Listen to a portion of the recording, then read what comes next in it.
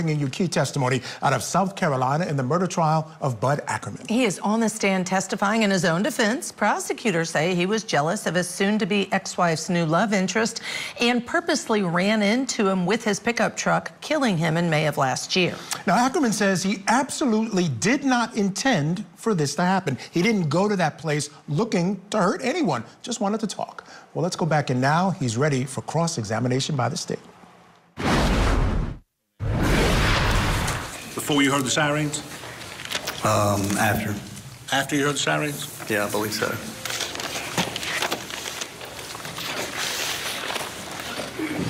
And you testified just a minute ago that you called, excuse me,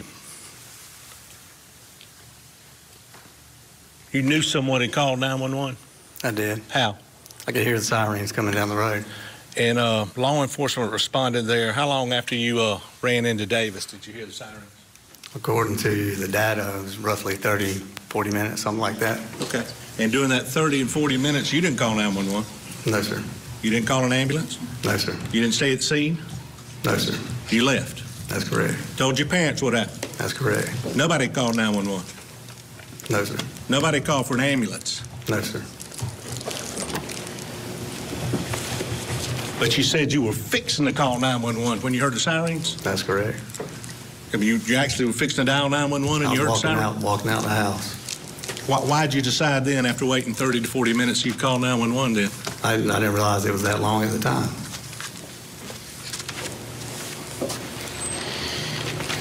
And you said that Mr. Swirling asked you were coming down driving, you were just going to talk to him on the side of his car? That's correct. At 35 miles an hour, you were going down there to talk to him on the side of the car? I wasn't aware of how fast I was going.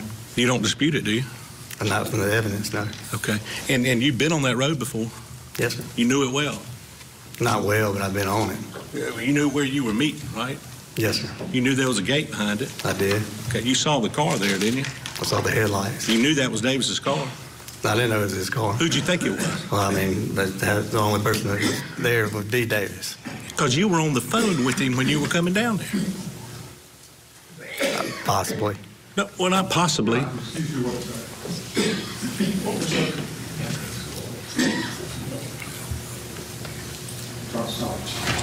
Yep, just stop. Thank you. Did you have an objection? No. Pardon? Did you have an objection? No, Your Honor. Oh, you just need a minute. Okay. You good now? Judge, just answer Mr. Meadows. I cannot hear the question, so if you could just maybe get near a mic, that's all I'd ask. All right. Watch it.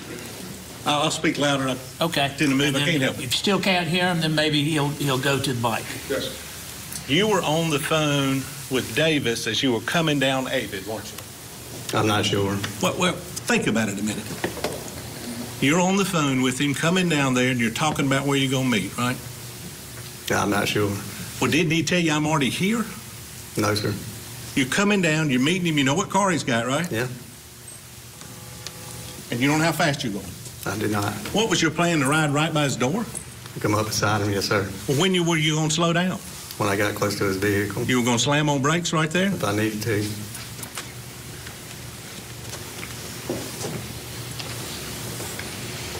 You would agree that 35 miles an hour, if you were going down there, that's a lot of speed going down at a dead end right there. Wouldn't you agree with that? I would say so. You would say so. I want the record to be clear. Davis McClendon had nothing to do with your breakup with Meredith, did he? No, sir. Nothing. No, sir. And I want to say it one more time. He asked you 3 times. Nothing, did it? No, sir.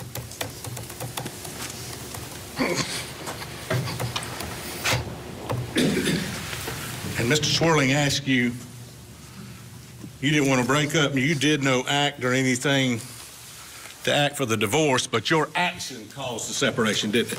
Objection. The basis of divorce is improper to go into. Your Honor's already just You going to go any further than that? No, sir. He was just implied that he didn't want the divorce, but... Without going into any specifics, I'll allow that question and then leave it at that. But I don't know if we got a response. I do.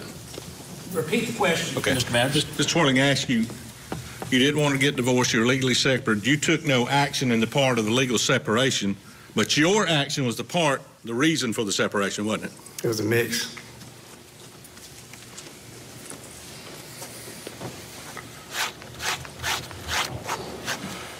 You found out about their relationship on or about Davis and Meredith on or about April 28th, 29th, is that fair? Somewhere in that range. And you said your initial conversation, he wasn't that upset, you weren't that upset, right? Or you said that you weren't that upset then, initially? Not initially, no, sir. Okay.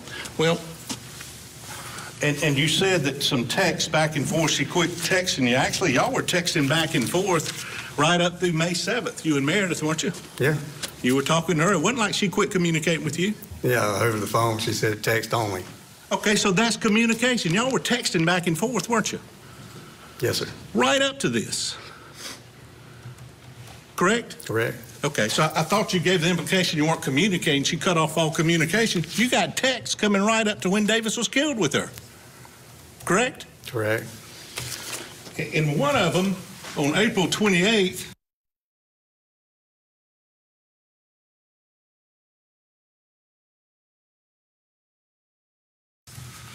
you conveyed that to her, didn't you? I did. So you were angry about it on April 28th. I was. And then on April 29th,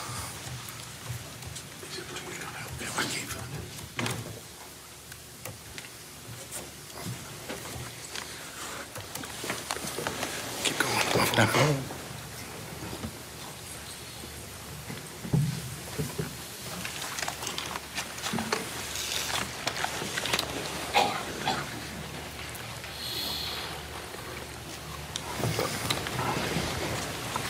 I won't say his last name, but it's 29, Danny. What the hell is Davis thinking, man? I mean, what the hell, Danny? Response, I have no clue what you're talking about. You remember this? I do. He has been effing Meredith. Expressing your anger to somebody else, correct? That's correct. He said, that's news to me. You said, I had my suspicions, but was confirmed by her. I can't believe he would do that to me. All right, let's bring back in our guest. With us, trial attorney Kelly Hyman. And Kelly, it's clear where the state is going, right? For them to get their conviction that this was an intentional murder, they really have to play up the anger part, the fact that he was angry. And those texts really point it out. The intent is going to be key in this case, but also in regards to the text, why didn't his counsel bring it up during his direct cross-examination? I mean, those are bad facts. You have those facts, you bring it out. Otherwise, the jury thinks, why are you hiding this information? Why are now the defense counsel bringing that up? Bring all that stuff up in the beginning and show it to the jury saying, hey, we're being honest with you. Yes, he was upset. They were having this affair, but he didn't do it. He didn't have the intent to do it. Yeah, I agree with you, Kelly. And they could have done it in a way to also bring out, well, that was April 28th, 29th, when you first found out your passions are running high.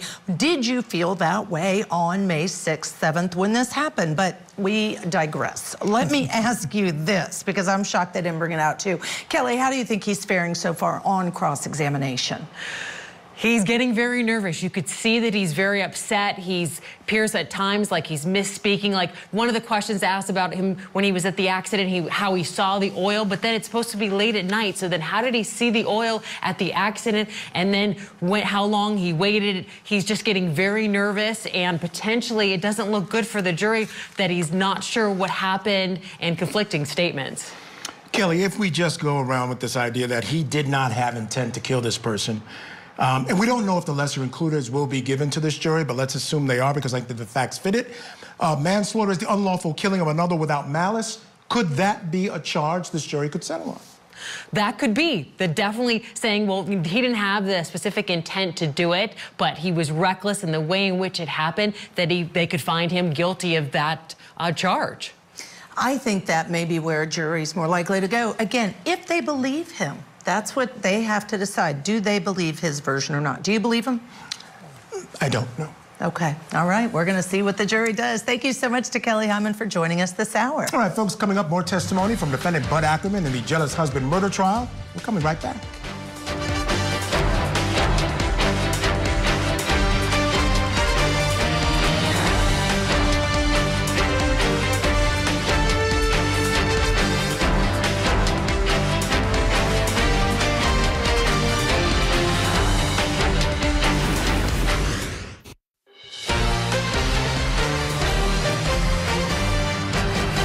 Welcome back to Court TV Live. I'm Michael Ayala. And I'm Judge Ashley Wilcott. The defendant in the jealous husband murder trial is on the stand testifying in his own defense. Willam Bud Ackerman is accused of running over and killing Kenneth Davis McClendon, who was dating Ackerman's estranged wife at the time. Ackerman is still on the stand. He's now facing cross-examination. Let's get back into court.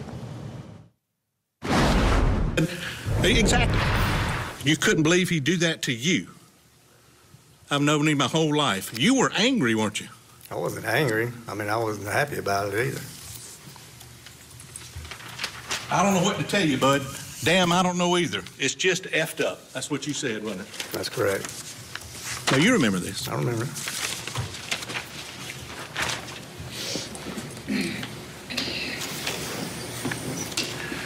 And the malice train started rolling in on, didn't it? No, sir. Well, did you get happier about it? After I talked. Did you get happier about it after After I that? talked to Davis, I did.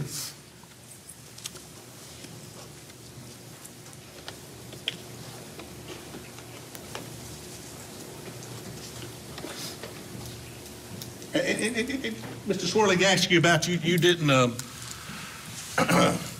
you weren't sure of your legal separation. You weren't dating. Would you remember when? Can we approach this? Was that this legal separation? I'm not going anywhere else on that. There is no such thing. No, I was responding to I think his. that's a term that is often used, and I agree that technically there is no such thing as a legal separation, but that's a common term that people use, and maybe some lawyers use too. So I apologize. I'll say separation. Mr. Swirling asked you about your separation period. That's correct. Fair. And you weren't dating. No, sir. Do you remember when you checked out? What's Tinder? It's a dating app. Okay. Do you remember when you checked that out? I do not. You disputing that you went to the Tinder website? I'm not. You're not disputing that? I'm not. Why would you have gone there? Just to see what the options were. See what your options were.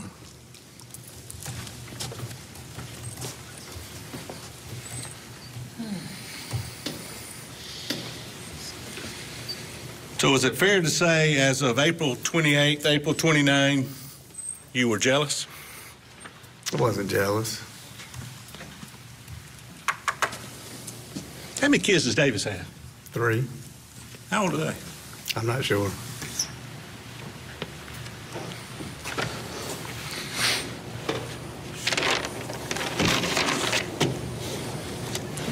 Y'all had no prior bad blood prior to this, ever? No, sir.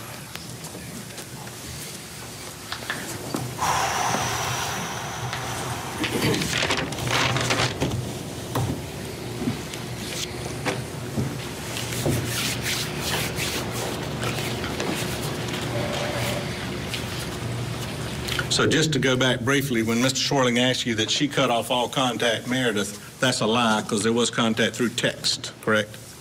We cut off contact, verbal contact.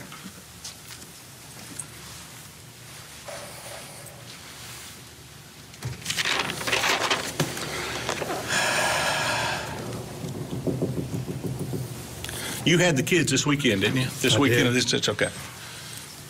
And when you got back from, I think, the fair, you said, or somewhere with Bobby Stuckey? Yes, sir. You went to Key West. That's correct. And you've seen the video of yourself on there. I have. And you said you had a few beers. That's correct. Did you watch yourself go to the bar? I did. Would you dispute you had 7 or 8 beers? I would. You would dispute. Well, how many did you have? A few. What's a few? 4. Did you see how many times you went to the bar? I did. Who's the person? Somebody bought you one also, right? That's correct. Who was that? Bob Thompson. Okay.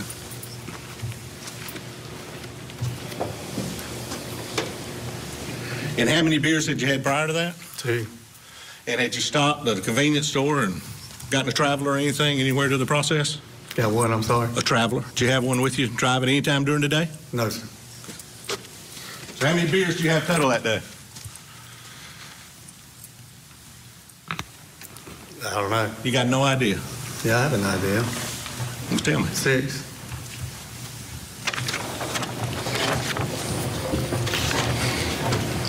Were you under the influence doing that? Any point during the day? No, sir.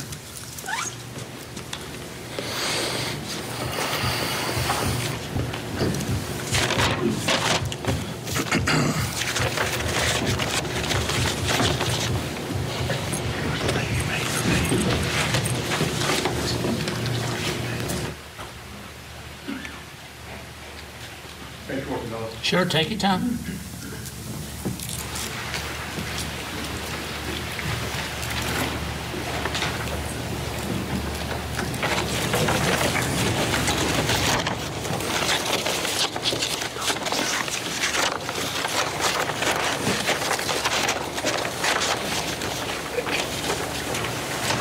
Thank you.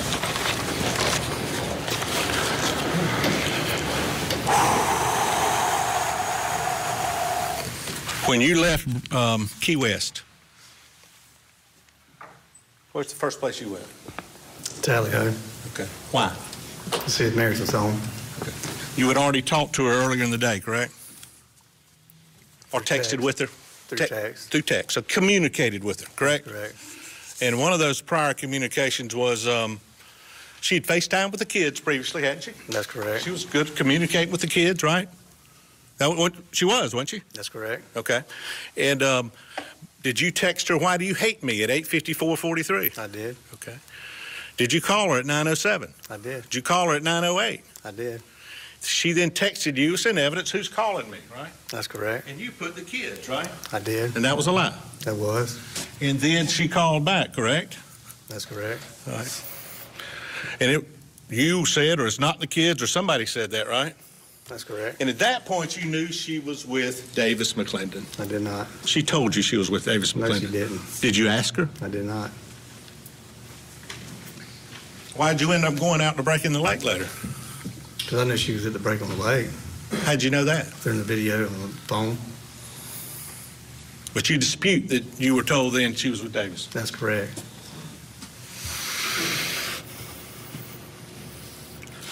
You left Tally Ho. What specifically did you do at Tally Ho? Because you weren't living there then, correct? No, sir. Okay. You knew she was out. I did. What did you do when you got there? I got out of the truck, knocked on the door. Got out, knocked on the door. Did you see her car there? I did. So she wasn't there, her car was there. What did that tell you? She was out with somebody else. Okay. She was out with somebody else. Where did you go after you left Tally Ho? Towards the lake. Excuse me? Towards the lake. Okay. I agree with that. Where'd you go? You told Mr. Swirling you went to break at the lake. That's correct. Well, you left out somewhere, didn't you? Lakeshore Drive. Yes, sir. You didn't tell him that, did you? I just skipped my mind. Just skip your mind. Well, guess who lives on Lakeshore Drive? Do you know? Davis McClendon. Davis McClendon. You didn't say that a minute ago, did you? No, sir. Why'd you go to Lakeshore Drive? You said you didn't know she was with him. I didn't. Why'd you go there? Because I was assuming that she was with him. And you went to Lakeshore Drive, Mr. Ackerman, 12:38.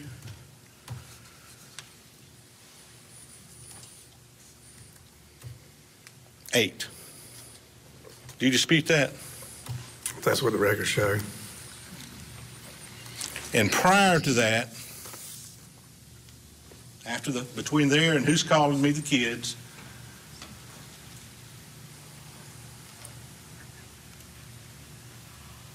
you called Meredith at 12:16:58. Do you dispute that? That's what it shows. 12:17:46. That's what it shows. 12:17:59. Is that a yes? That's a yes. 12:18:34. Yes. You remember seeing Abby at Abigail Mohair at Key West? I do. Okay. You didn't really know her, did you? I did not. Okay. And the first thing you went up to her and said, "Where's your girl?" Right? Yes, sir. You're talking about Meredith. That's correct. And you saw your own here, and you're back and forth, and she kind of takes off real quick. Yes, sir. You bothered her, didn't you? About the kids. You said something. She took off. Yeah, it was about my kids. Okay. And you were drinking. Yes, sir. You were upset. I wasn't upset. All right, now you're back at the Lakeshore. How long did you stay at Davis's house? I didn't go to Davis's Excuse house. me. You know, yes, you did. I did not go to his house. Lakeshore? Who lives on Lakeshore? That's not his house, though. Why'd you go there? You just said that's where he stays. I knew he lived down there somewhere. I didn't know which house he lived in. Okay, well, why did you go to Lakeshore? I was just driving down there to see if I saw a car, Saw whose car? whoever's car. Well, what does that mean? I didn't even know what house he lived in. But you got the right street I got the right street because my son told me that. that he lived there. Yes, sir. So that's why you were going to Lakeshore. That's correct. How long did you stay at that residence you thought was his? I didn't go to a residence. I turned around and backed up And then where'd you go? to the break on the lake Why'd you go there? just to check and make sure that nobody was there, that Meredith wasn't there. To say it again. To check and make sure Meredith wasn't there. Because Meredith had told you, actually, initially she was out of town, didn't she? She did. And then she told you she was out at Port Grill, didn't she? She told me she was out at Port Grill, yes. Yeah. And that's the direction you were going out there looking for, weren't That's you? correct. But you went to Lakeshore first, didn't you? I did. And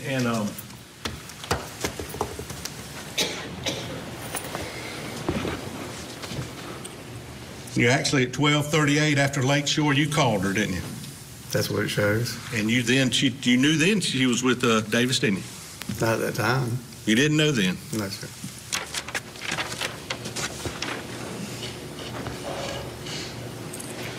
You told her then you wanted to talk to Davis, didn't you? No, sir. You told her at some point that night you wanted to speak to Davis, didn't you? No, sir. You wanted to see him, didn't you? No, sir. You deny all that. I do. You deny that you were drunk. I do. You heard her testify, but you denied you were drunk. Now, she knows you. Y'all were married. She's seen you when you're drinking, seen you when you're acting, hadn't she? Yes, sir. And you've talked to her on the phone before when you were drinking, hadn't you? A couple of times. You've talked to her on the phone before when you were drunk, weren't you? Yeah, I object to that. Going in, I mean, it's just inappropriate. Putting character in evidence is going beyond the scope of this particular case. I just don't understand. Well, I mean, I think the position Mr. Ackerman has taken, he was not under the influence that night. I think Meredith testified differently, so I think that's fair game to explore. So But the terminology he's using, being drunk, I mean, I just have to object to that. He's testifying. Well, I mean, being drunk is a normal term. We can all relate to that. So, I mean, he can use that term or use under the influence. I'll overrule. Had you been under the influence before when you've talked to Meredith at the time? I had. On the phone also during the time you were dating and married? Yeah, I had. Okay.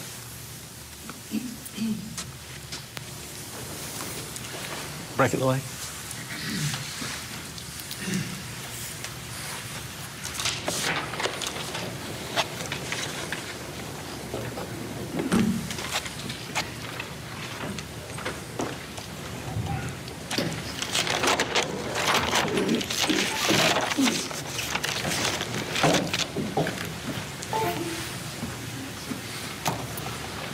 Can you see, sir? I can.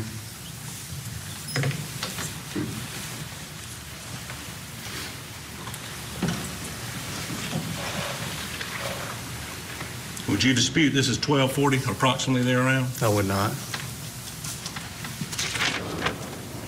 And you had just talked to her for 1 minute and 39 seconds at 12:38. That's correct. And this is when you thought she was out in this area, didn't you? That's correct. Because she told you she was. That's correct. She was trying to distance herself from you, wasn't she? She said she was trying to buy some time according to her testimony. She was trying to buy some time. That's correct. But you were looking for her.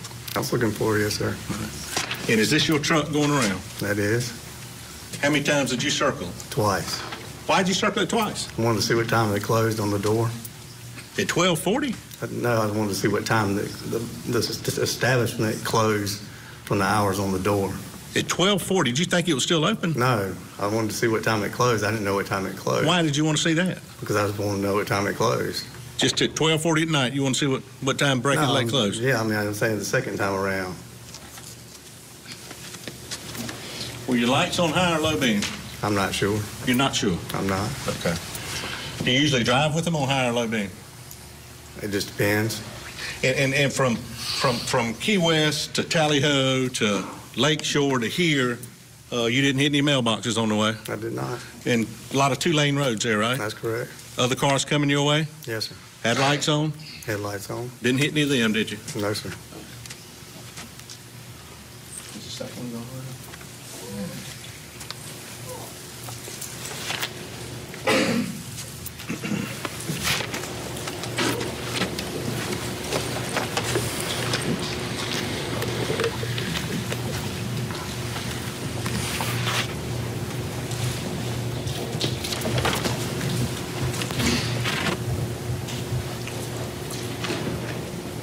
you admit those are your lights?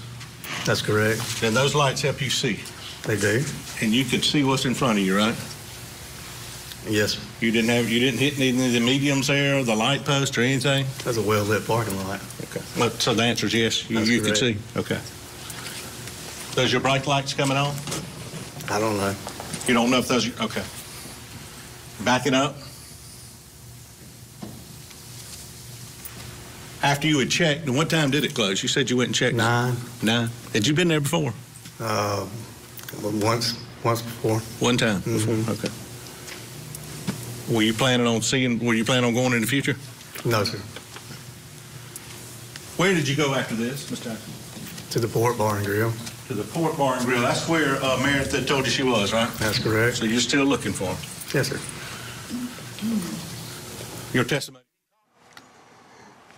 It's interesting, Judge. They keep playing that video. He went around that parking lot twice, but they keep playing it. And I would have objected if I was his attorney, because it almost makes it look like he's like a tiger pacing back and forth in that, because it looks like he's going around and around and around and around. So it's interesting, you know, that action and how this jury might interpret just all of his actions leading up to the interaction with the victim in this case. But I also think it's the presentation, a few lack of objections as to what counsel's doing, and asking adds to the story being put forth by the prosecution to see if the jury will agree with that. All right, we need to take a break. When we come back, the prosecutor presses Ackerman about searching for Meredith and following her to a bar. Keep it here on your front row seat to justice.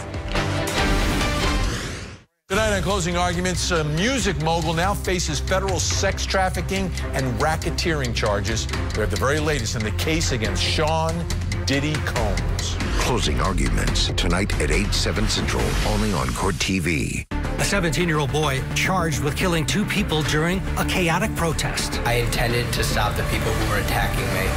Victim to Verdict with Ted Rollins. All new Sunday night, 8/7 Central. Only on Court TV. At Consumer Cellular, we pride ourselves on getting you the exact same nationwide coverage as the leading carriers for up to half the cost.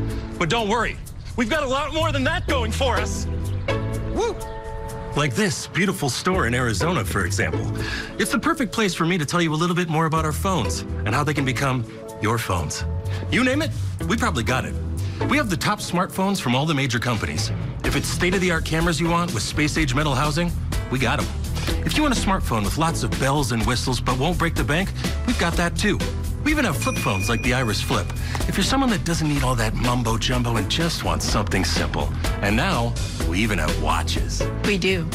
No matter what device you choose, you'll be happy to know that if your data needs change, no problem. With our SmartFlex feature, you don't have to sweat it. Like say you're on a road trip out west and end up using a bunch of data. We can simply flex you up to the next data tier for as little as $5. Then, when you get home, you can flex right back down with no penalty. So you only pay for what you actually need. With Consumer Cellular, you get the exact same nationwide coverage as the leading carriers for up to half the cost. I know what you're thinking. What if I don't have one of these amazing stores in my town yet? Can I get these phones sent to me? Yes, you can. Will our award-winning customer service help me switch over or add a line for $15 to make my own family plan? Of course they will. Is it easy?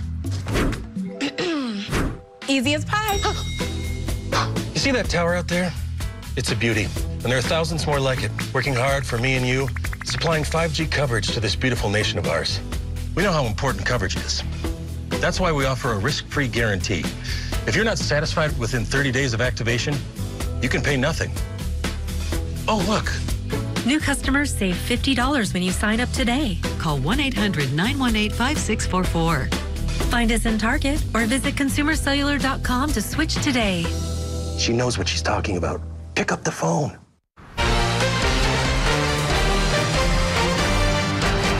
Welcome back, folks. We're continuing our coverage in the jealous husband murder trial in South Carolina. Defendant Willam Bud Ackerman is on the stand testifying in his own defense. He is still on cross-examination by the state, and things have gotten pretty tense. They've got the momentum going. Let's get you back into court.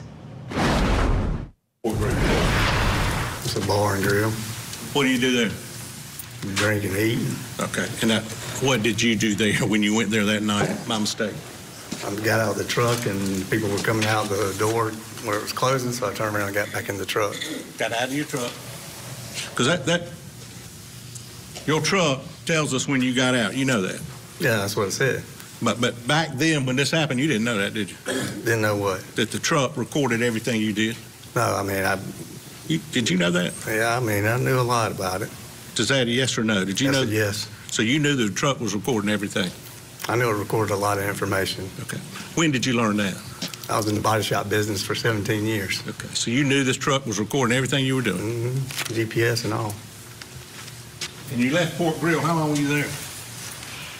Roughly 30 seconds.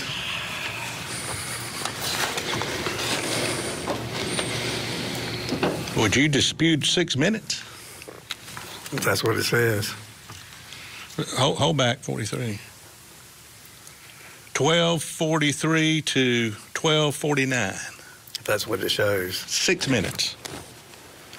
What did you do between those 6 minutes? I guess I just sat in the truck. Okay. Did you also call Meredith at 12:45? That's what it shows. 12:45:24, 12:45:11, 12:45:24, 12:48:33, and 12:48:42. If that's what it shows. She wasn't there, so you sat in the parking lot and started calling, right? I guess so. All right. And then you leave at 12:49. Do you dispute that? I do not. Where'd you go then? Back to my parents' house, towards that direction. And were you making phone calls also? Davis was calling me. Well, before that, you left Port Grill. You called Meredith at 12:49:06? Yes, sir. 12:49:28? Yes, sir. That's why you're driving. Yes, sir. Driving on the phone. Didn't hit anything. Mm-hmm. 12:49:46? That's what it shows. 12:50:25. They're coming right out of the records. That's right. That's okay. what it shows.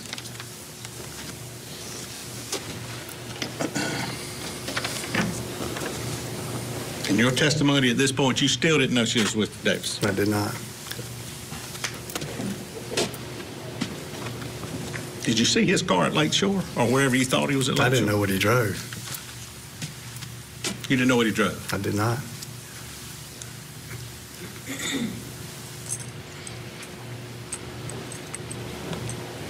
At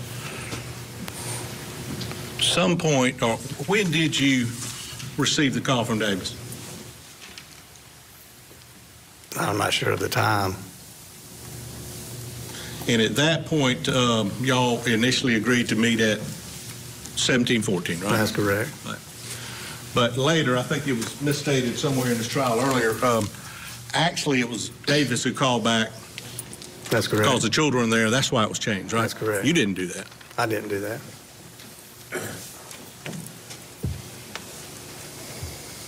And you said he had gone from angry, now he was calm, right?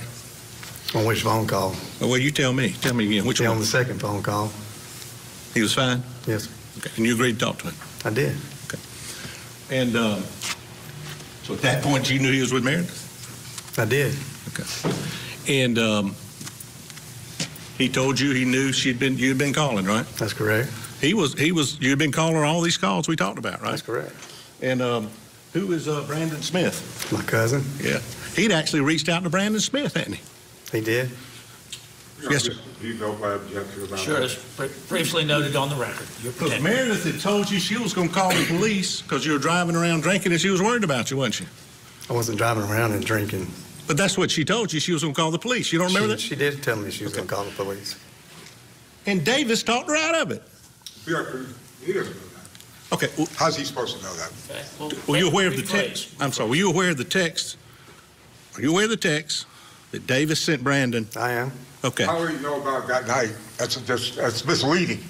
Well, he can ask him if he knew about it, and if so, when did he learn about it? And the discovery. The police weren't called on you, were they? They were not.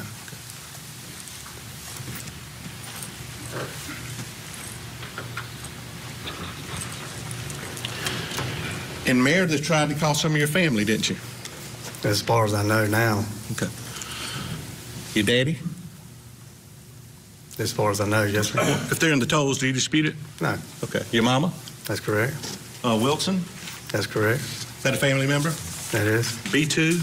That's my cousin, Brandon. Okay. So she was reaching out to your family, right? That's correct. Here are now with us in studio to discuss is criminal defense attorney Robin Nunn. Robin, always great to have you on. Thank you for being with us.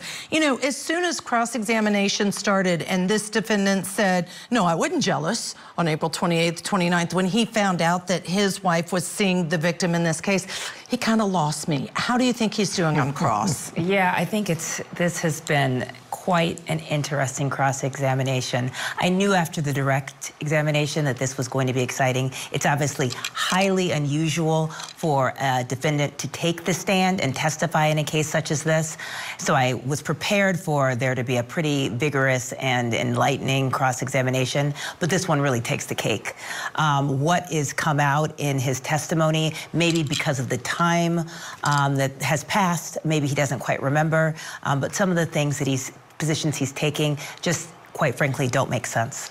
Yeah, and jurors are told when they get their instructions that you can believe some, you can believe all of the testimony, you can say this part of the testimony didn't make sense, so you just throw out all the rest, and that goes to what you're saying. He said, I wasn't jealous, and I wasn't upset. I think the only way for him to get away with this is to own that aspect of it, because nobody is going to believe in what the state is doing a fantastic job of, is showing just how obsessed and upset and jealous he was. I agree. Without any emotion, without any sort of feelings being involved, he admitted in direct that he was, quote unquote, scared of the victim, which made sense and allowed some very good testimony to get into this case. My problem is now the cross-examination is really breaking down. There have not been enough objections by the defense counsel. The judge and the defense counsel and the prosecution seem to be having conversations instead of putting things on the record that will hopefully preserve his right to appeal. I think that this cross-examination is going very poorly, quite frankly, for the defendant. It's a little messy. Yeah, you always have to wait for the cross, right? People look good on direct. See if they hold up on cross. I don't think he's holding up that well as of right now. All right, we do need to step aside here, folks. When we come back, the cross-examination of Willam Bud Ackerman continues on the state, with the state, and they question him about a conversation that he had with the victim before the killing. Important stuff. Keep it here on Court TV, your front row seat to justice.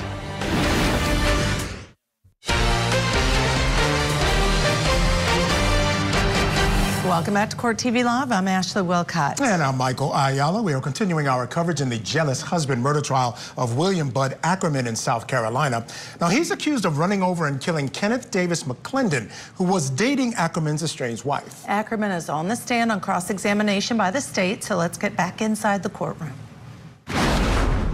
And after the location had been changed, right? And at that point you said, your testimony today is that his demeanor changed, right? That's correct. Where were you? I mean, in proximity to 714, where were you then? In your truck, where were you? I'm not sure the exact location. But your truck knows where you were. The truck knows where I'm at. And there's a phone call between you and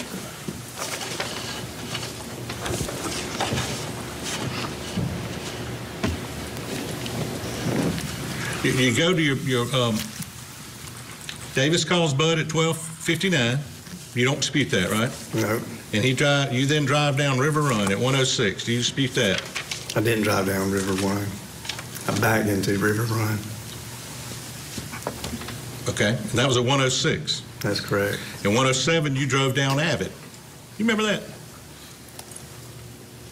You talking about going to meet Davis? No, sir. I'm talking about prior to that. At 107, you drive down a little bit of Avid, your truck shows. You remember that? Yes, sir. Why'd you do that? Just because I was supposed to go meet him there. Okay. And at 107, he was already down at the bottom of the hill, wasn't he?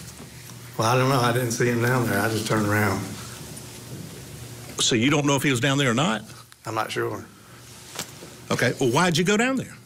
Well, that's where we had talked about meeting. Okay. Why didn't you keep on going down there? Because I was going back to my parents' house.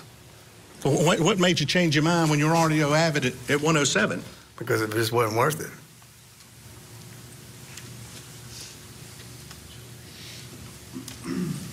So you go down there initially, decide before you see where his car is there or not that it wasn't worth it. That's correct. And you just go back to your driveway and sit, don't you? Go back and sit in the yard. Just sit in the yard. You don't even pull all the way down. I did not. You kind of pull watching Old Abbeville Highway, aren't you? backed up into my parents' yard. Well, why aren't you going inside? Because I was just sitting there, just going through what I was going to do, if I was going to call Davis and tell him that I wasn't coming, or whether I wasn't. But then you call him. That's correct. He's on hold with Meredith. Did you know that? He's talking on the phone with Meredith. I did not know that at the time, no, sir. Puts her on hold and talks to you at 1:09:110, right? That's what it shows. And you're sitting backed up in your parents' driveway. That's correct. Okay. Thinking about what you're going to do. Thinking about whether I was going to call him or not. Okay. Well, you did. I did. And you'd already been to Avid once, and you're telling this jury you don't know if he was already down there then? That's correct. So he was already down there, you know now, don't you? Yeah, I know now. Based on Terry Cummings' thing, he got there about 1:01, didn't he? Yeah, that's correct. Sitting down there, talking to Meredith, puts her on hold, and then you call in at 1:09. Davis gets a call from Bud. You dispute you called him at 1:09? I do not. And that was 1:09:10, and at 1:10:40 you leave your parents' residence. You remember that? I don't dispute it. Okay. And then you go down in the Hunters Creek, right? You go down to Avid. Tell these folks you're still on the phone with Davis when you're going down Avid Road. Yes, sir. You know he's there. I know he's there now. You knew he was there. You're on the phone then. I said I knew he was there now.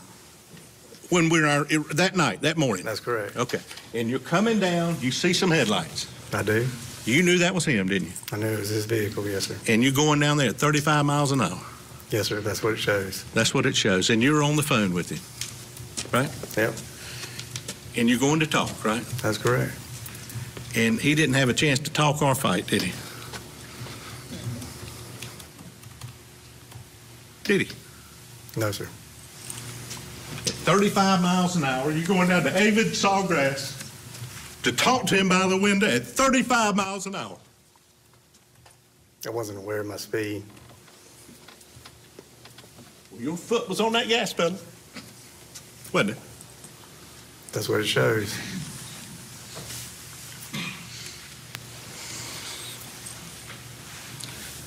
Did you say, I'm here, I see you? He said, okay, I see you. And he got out of the car and he didn't get a chance to move a foot and you took him out, didn't you? No, sir. Well, he wasn't in the middle of the road. Yes, sir, he was. So when did you see him? When I got to the front of his BMW, to the front of his car. Wait, that quick? That quick. And then, so you did see him? I did. I did see him that quick. And then you saw his shirt? I saw his body. Why didn't you go right? I went left. I know, into him. Into the car. You went straight into him, didn't you? I went left into the vehicle. He was still, the phones are still connected, weren't they? I'm not aware. What's the last word you said to him? I'm not aware.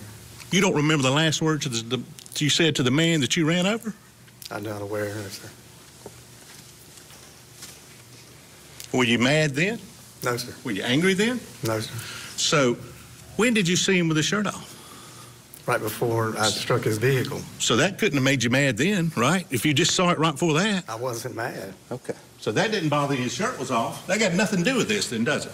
Not really. It doesn't at all? No. Okay.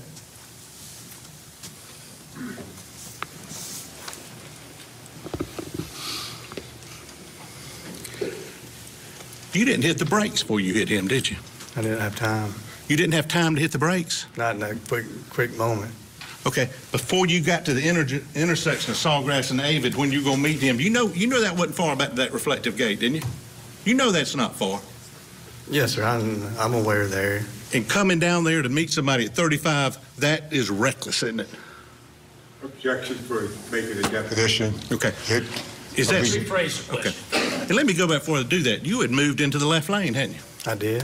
Why did you move into the left lane? That's how you going to pull up beside somebody and talk to them. Left lane, pulling up beside to him at 35 miles an hour. So you were in the wrong lane. Ain't no question about that. Tell him you were in the wrong lane, weren't you? I changed lanes. You were in the wrong lane. That's correct. Heading toward him, heading toward his car, 35 miles an hour. No brakes because you didn't have time. And then you hit him. You don't dispute that, do you? That was you in that truck that hit him? I just accused that I hit him on purpose. That's correct. Then you slammed on brake afterward, didn't you? I don't remember. Okay. Your car ended up where it was, right? That's correct. Right. Oil leaking? You weren't counting on that, were you? Your oil leaking? Well, I wasn't counting on any of this. Yeah. I mean, that's a nice truck you got. I mean, it's an expensive truck. Objection. We're just characterizing things like that's argumentative. Your Honor, in all due respect, he asked how much the repairs would be on a BMW earlier in the trial, and I was just trying to, that's where I went through my mind. I'm sorry. Whether the car, BMW's expensive. All right, I sustain the objection.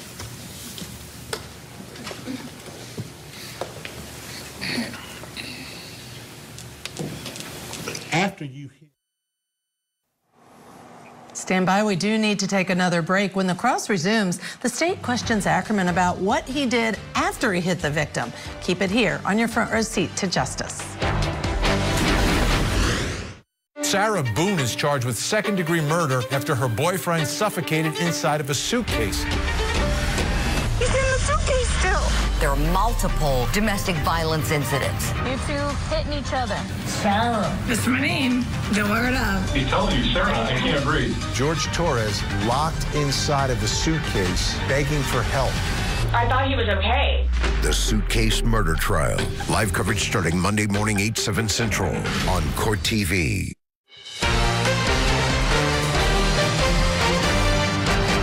We want to get you right back into court in the jealous husband murder trial as the prosecutor continues questioning the defendant, Willam Bud Ackerman, about what he did after he hit the victim with his truck. Got out of the truck. And your car shows that, doesn't it? Yes, sir. And how long were you out? By the diagram and the times, roughly a minute. Do you remember right now that minute when you're out? I do. Can you visualize it? Unfortunately, yes. Can you hear yourself? I can hear myself hollering. Okay. And you went down now and you said you touched his face. I did. His face was bleeding, wasn't it? It was. Nose, mouth, blood coming out of his ears? That's correct. Was he gasping for breath then? No, sir. Was he breathing at all? Not that I was aware of. Did you think about calling 911 then? I panicked. You panicked? Mm-hmm. He was more than panicked, wasn't he? He's bleeding, gasping. George, could it's better to move back a little bit? I mean, it's just being, get right in the witness's face. Okay. I'm sorry. Sorry. Bleeding? He wasn't saying anything to you, was he? No, sir. I mean, he was out. That's correct. Didn't call 911? No, sir. You reached out. Where'd you touch him on his face? Where? Yeah. On his cheek area. Well, show me. Where? Okay, so you were just patting him. Why were you doing that? Trying to get him to come to. You didn't come to. And he didn't. That's correct. And then you left. That's correct. Okay. Why did you leave? I didn't know what to do. I'd never been in that position.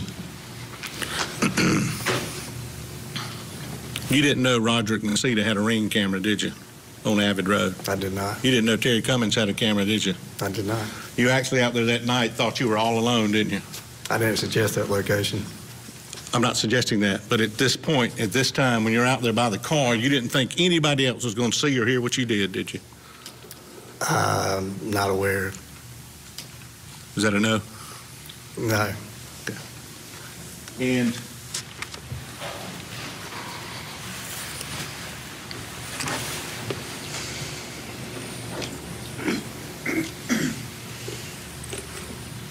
And when he had, you say now, when he had called you an effing P earlier, that didn't make you mad? No.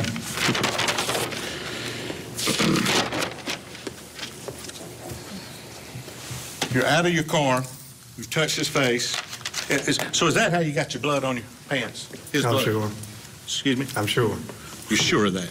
I mean, I would say so. Okay, well, there was blood on the front of your hood where he put his face went in, wasn't it? I'm not sure. Okay, well, did you wipe that off later? I did not. Okay. I think your expert had testified he had seen there might be blood spatter. Did you see it? I do not. Okay. So you deny cleaning off? Objection. 100%. Well, I think he can ask what he did, even though that was an issue early on, but certainly Mr. Meadows can ask him, and I think he's already denied it, but Did you clean off any part of your truck? I did not. Okay. Did Davis hit the part of your hood with his face? I'm not sure. You don't know where you hit him? I do not. But you admit it's on the left side. If you're looking at your Ford, it'd be the right side of the Ford emblem. It was on your side, wasn't it? It was, yes, to the left of the Ford emblem. Okay, and it's kind of dead behind the steering wheel, isn't it? I'd have to sit in the truck to tell you that. You'd have to sit in the truck. Tell you, how were you sitting? Sitting in the truck. Well, how were you sitting? How were you sitting? Just like I'm sitting now. And your testimony is you saw the truck. When did you first see the car? Coming down the hill. Yes, sir. That's what I was coming down the hill. Where, when you were coming down the hill? On Abbott? Yes, sir. Where on Abbott? You see the lights a long way away? I couldn't tell you. Okay, but you saw him at some point? I saw the car. Why didn't you just slow down and go to the right? I didn't realize I was going that fast. But you could have easily slowed down and gone to the right, couldn't you? Hindsight, I mean, you know, anything's possible.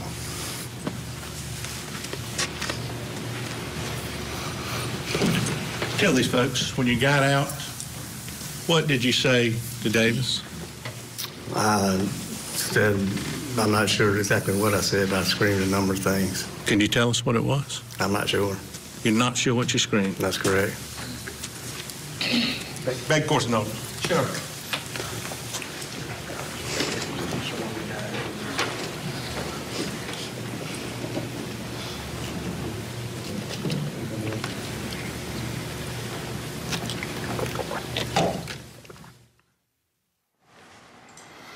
Oh, Bud, make it make sense to me, Bud. Yeah, Bud's not. Falling apart there as far as I'm concerned. But let's bring in our guest with us. Criminal defense attorney Robin Nunn is still with us. Robin, in my estimation, it's kind of falling apart. I think the state's doing a fantastic job of sort of giving a sense of what happened before and after that makes it easier to feel like there was some intent here.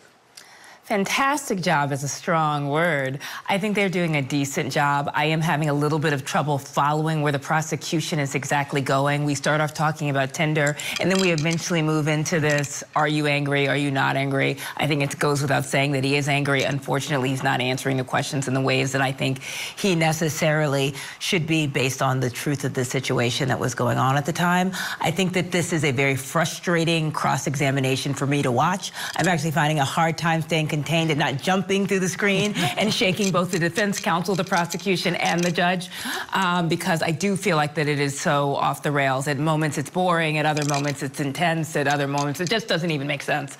So a good job, decent job by the prosecution, but I'm not excited about any of this. Well, I have to say the one thing I note is that this is the kind of cross-examination I feel like is done to try to trigger the defendant and get that defendant to get angry, to react, to be emotional.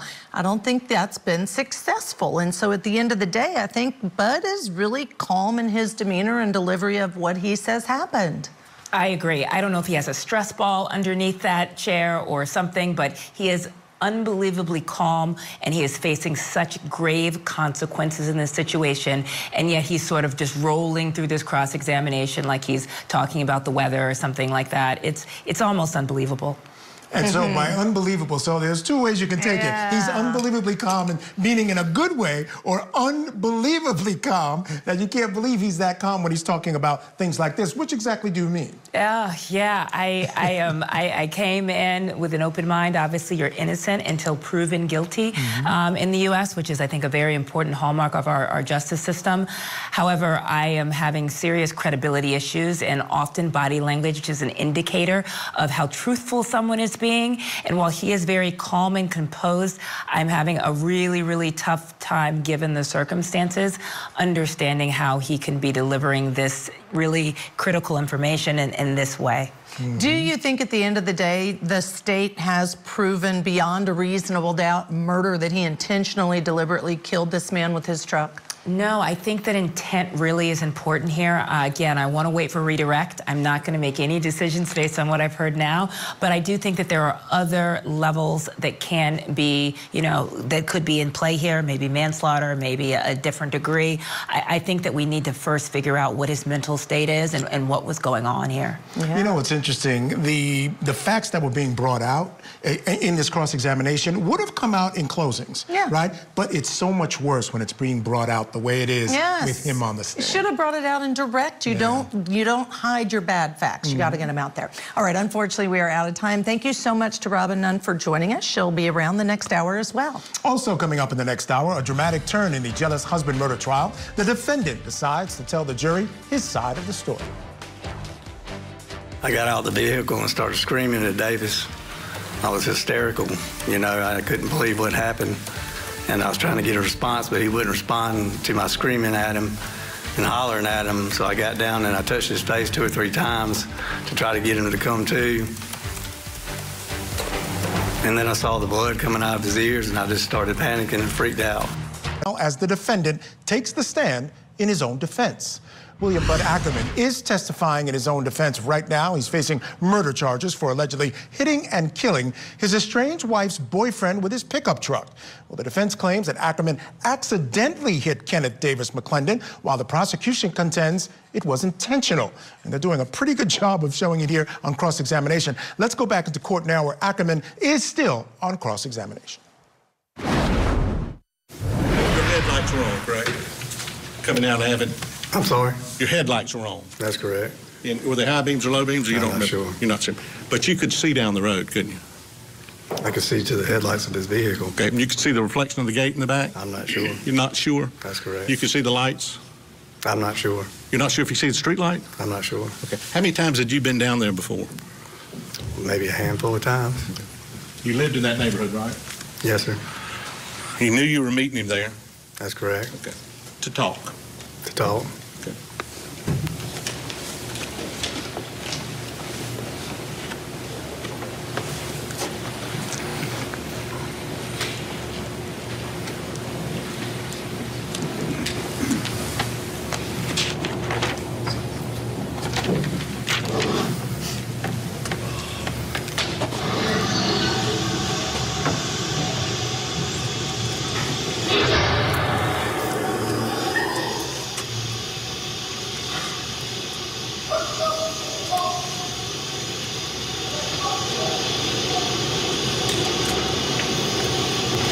Play it again. Can you hear it? I can hear it. Those are your words, right? Yeah, I can't make out what it's saying. Go back one more time. Before you start, that's you screaming? That's correct. Okay. Would you dispute that's an angry tone? I would dispute that's an upset tone, you know, kind of a hysteria. Hysteria? Yeah. Go ahead.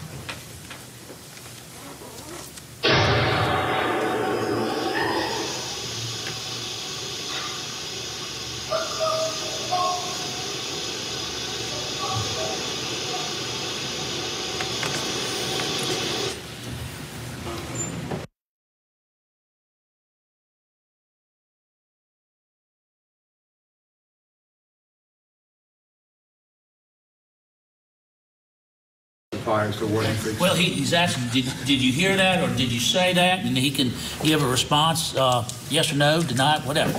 Admit it.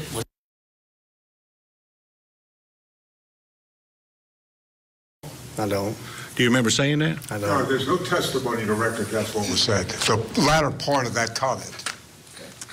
Your Honor, it's in evidence, and I think I can ask him if he's... Sure. It's in evidence, and it's up to the jury to make the final decision on what was said, if anything. He was there to talk, wasn't he? That's correct. You were there to talk. That's correct. And do you remember?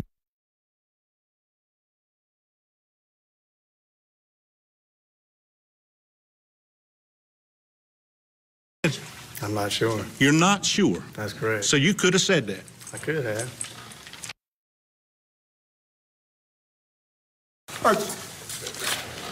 I still have to object to him formulating what was said. There's no expert testimony about it. They could have done that. Well, I think the question was, Mr. Meadows, could you have said that? And I think Mr. Ackerman said he could have. So. Thank you. You didn't say, how are you, did you? Did you?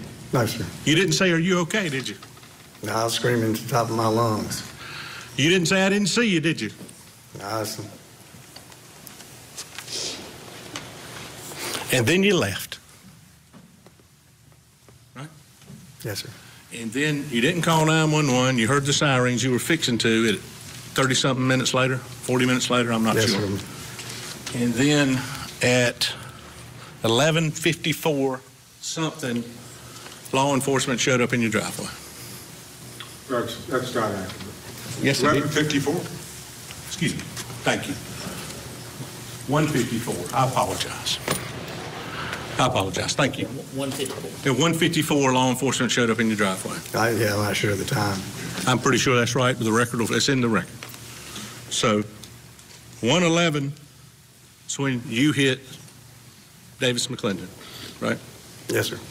21, 31, 41, 51. 43 minutes later, law enforcement showed up in your driveway, right? That's correct. And between 1:11 to 1:43, didn't call 911. I did not. Didn't call a doctor. I did not. Told a doctor, your mom and dad, what happened, That's right? correct. And from 1:11 to 1:43, never told any of this between that time period, did you? Never told anybody any of this between 1:11 and 1:54, did you? Told anybody what? What this didn't happen. You never told them about all this. Told my parents. And nobody called the hospital. I mean, from 1:11, and I'm about through, from 1:11:34, you don't know if Davis is dead, do you? He wasn't breathing when I left. Okay. But you or anybody you told, y'all didn't reach out to get anybody to go down there and see if you could save his life, if he had been alive. The ambulance was already on the way.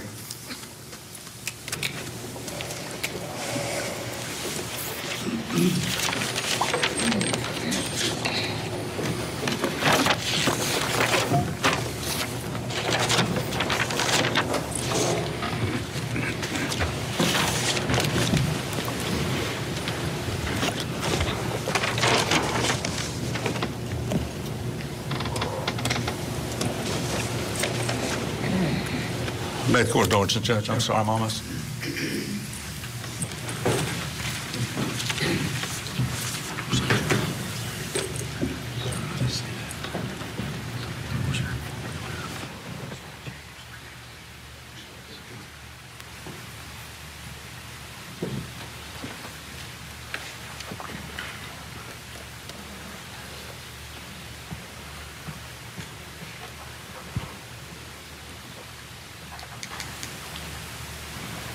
Sorry, Judge, I'm Sure, almost it's through. fine. I'm It's sorry. fine.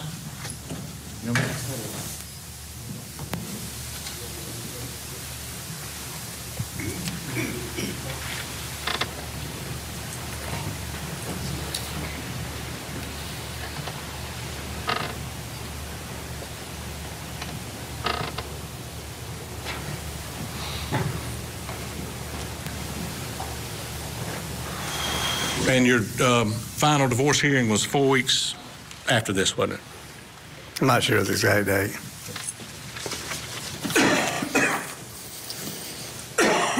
Are you upset Davis is dead? I am.